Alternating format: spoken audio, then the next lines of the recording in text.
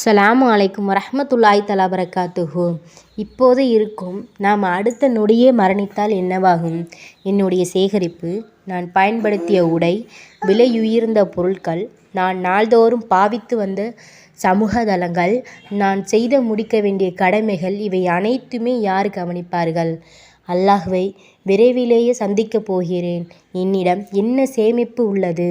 நான் பிறர் மீது காட்டிய காழ்ப்புணர்ச்சியுமான நான் பேசிய பெருமைகளும் அவதூறுகளும் குறைகளும், நான் செய்த மறைவான பகிரங்கமான பாவங்களும், நான் பிறருக்கு செய்த தீங்குகளும் அநீதிகளும் தான் எனது சேமிப்பா?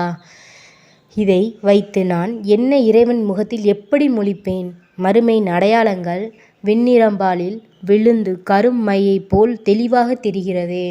எப்போது வேண்டுமானால் மரணிப்பேன் என்பதே புரிகிறது. தௌபாவின் கதவு எந்நேரமும் மூடப்படலாம். உள்ளம் படபடக்கிறது. எவ்வித நன்மைகளுமே செய்யவில்லையோ என்று குழப்பமாக உள்ளது. இப்போது என் இறைவனை தவிர எனக்கு ஆறுதல் தருவது யார்? அவனை தவிர எனக்கு பொருந்திக்கொண்டு என் பாவங்களை மன்னித்து என்னை ஏற்றுக்கொள்ளக்கூடியவன் யார்? எங்கள் மலையளவு பாவங்கள் அழிக்க இறைவனிடத்தில் மன்றாடுவதை தவிர வேறென்ன வழி உள்ளது? பாவங்களோடு சென்று மண்ணறையிலும் மறுமையிலும் வேதனைகளை தான் பெறப்போகிறோமா? மறுமை நெருங்கிவிட்டது. மரணம் நெருங்கிவிட்டது. மஹ்ஷரின் வாடையை நுகரும் நாள் தொலைவில் இல்லை. ஆனாலும் நாங்கள் உலக மோகத்தில் மறதியிலும் இருக்கிறோம். ஏன்?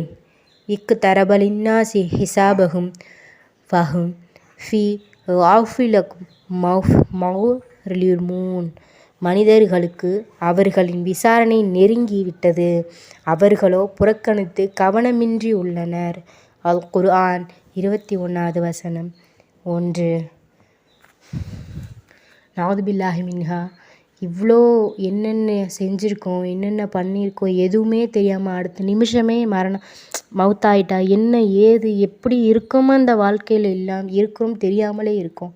ஆனால் ஆடம்பர வாழ்க்கை, இது பண்ணணும், அதை வாங்கணும், இதை செய்யணும், இதை வாங்கணும், அவங்கள்ட்டேருந்து இதை கெடுக்கணும், அதை கெடுக்கணும், கோபம், பொறாமை, பொய் பேச்சு, மறுமையை பற்றி கொஞ்சம் கூட அஞ்சாமல் நம்ம அனைவரும் அதை மறந்து சுத்தமாக அதோட எண்ணங்களே இல்லாமல் ஒவ்வொரு விஷயத்துலையுமே எந்த ஒரு அல்லாஹ் இருக்கான், அல்லாஹ் பார்த்துக்கிட்டே இருக்கான் அப்படின்ட்டு எதையுமே நம்ம செய்யாமல் நம்ம எப்போதும் இருந்த மாதிரியே இன்னமும் அப்படியே இருக்கும்.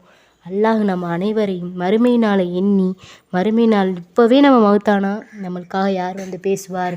யார் வந்து மரணித்தாலும் நம்மளுக்கு யார் வந்து பேசுவார்? நமக்கு நாம் தான் பேசணும். நமக்கு கூலி தான். நம்ம செஞ்ச கூலி மட்டும்தான் நமக்காக பேசும்.